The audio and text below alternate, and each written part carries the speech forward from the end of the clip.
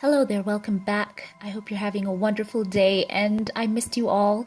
So I just wanted to come here with a video for you and some great content here from Harper's Bazaar. So the article talks about, as you've seen in the title of the video, is about Harry and Meghan's political stance that is very overt these days. And let's just go straight into the article. So it says, Meghan, Duchess of Sussex, recently gave a moving virtual graduation speech regarding the Black Lives Matter movement taking place across America.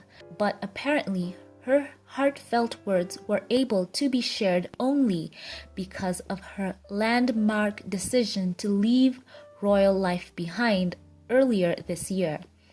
According to Newsweek, the Duchess would never have been able to make such a politically and socially inclined speech if she were still having to obey rigid royal protocol while serving as an active working royal family member.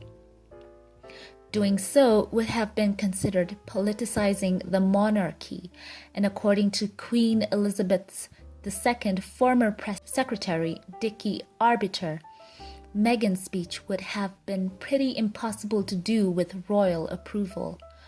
What's happened in the States is an absolute tragedy, he said, and it should never have happened. But unfortunately, it did happen. Had Meghan and Harry still been in the UK and working members of the royal family, that speech couldn't have happened, explained Arbiter. It is highly politicized because of the very nature of what it is. It is a social issue for the United States, and it is not for a head of state to voice an opinion, whether the Queen or the President of France or whoever. During her speech, Meghan admitted that she had wrestled with whether or not to speak on such matters due to her being afraid of having her words picked apart in her quotes, but then declared that she realized the only wrong thing to say is to say nothing. Also, during her address, the Duchess named and acknowledged George Floyd, Breonna Taylor, Philando Castile, and Tamir Rice, who all lost their lives due to police brutality. Per Bazaars.com royal editor Omid Scobie, though remaining vocally non-partisan is a vital trait expected of the royal family, now is not the time to stay quiet when it comes to conquering racism across the world, and especially within the United Kingdom and the Commonwealth. While I appreciate the importance of members of the British royal family remaining apolitical and not delving into the political issues of other countries, we need to see the issue of anti-Black racism for what it is, a global human rights crisis, which, like in the US, has been at the root of so many societal issues in the UK and across the Commonwealth, Scobie went on to tell Bazaar.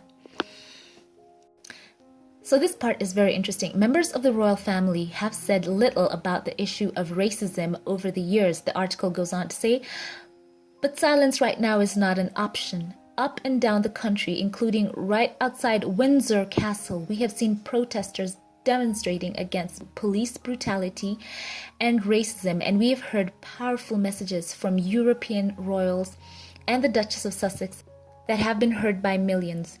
It is so important that anyone with a platform, particularly those who regularly use their voices to amplify humanitarian and charitable issues, gets on it and speaks up. So there's the article. I had come across it a while ago and I'm glad to share it with you. So let me know your thoughts about the royal family and their response to this global movement for, especially Black lives and putting value on them. Let me know your thoughts about the royal family themselves and those who have stayed behind as senior royals, taking a more vocal stance against racism. And because in my opinion, I think that speaking out against racism, that's not political. That just speaks to decency. And I love the fact that Harry and Meghan right now have such freedom now that they stepped back, that they can actually speak their minds and not always have a filter of royal aides or what would so-and-so think. And you know, Meghan's speech was so encouraging to so many people who are right now taking to the streets, going on social media and speaking out against racism, speaking out against police brutality. And you know, Meghan, she's always known all her life to voice her opinions. And as she said it one time before, and I think I'll paraphrase here, that if she sees something wrong, then why not her to speak about it? So I'm glad that we are hearing news that Harry and Meghan are reaching out to people in the Black community in America and finding out ways that they can be of service and better help bring light and awareness to racial equality. And I'm looking forward to seeing the initiatives that they're going to pursue. As we've seen, Harry and Meghan have been so hands-on as well with their patronages, and they have been so passionate about using their platform to basically highlight such great causes. So let me know your thoughts about all this. And you know, one thing I'm going to say here, of all the women who we know are in the public sphere and are very visible, and I'm going to highlight particularly the royal women and who have been in the past encouraged to not have opinions, so to speak. You know, we don't want Stepford wives, right? We want women who are leaders, who can inspire, who aren't being fed their lines, so to speak, who have their own thoughts, who are willing to take a stand for something. Because, you know, in the end, that's what counts. You have to use your platform to really effect change and do something that yourself you would be proud of. And, you know, I think, especially for the women, it's great to see Meghan out there just taking a lead. So let me know your thoughts about all this. I'm glad to see Harry and Meghan are just taking the lead. It is fantastic.